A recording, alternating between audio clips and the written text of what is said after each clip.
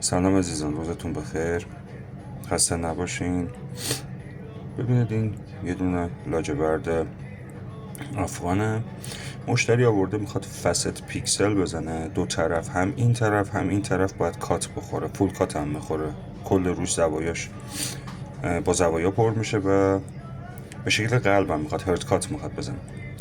ببینید ما این رو حالا این شابلون همینطوری با دست کشیدیم که حدوداً مشتری بدونه مثلا یه چنین ابعادی، حالا نیم میل، یه میل بزرگتر یا کوچیکتر.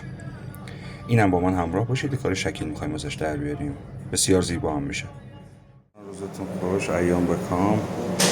ببینید هم لاجوردی که نشونتون دادم، یه طرفش رو زدیم پیکسل کات، حالا اون طرف هم بزنیم به صورت قلب شکلش رو در بیاریم، کار شکل خسته نباشه. این همون ریز قبلی لاجورد افغانستان بود، براتون گذاشتیم، یه طرفش رو تراش دادیم، طرف دوم هم زدیم بعدش و شیپ قلبش هم دادیم و تقریبا کارش آماده است دیگه. مبارکشون باشه.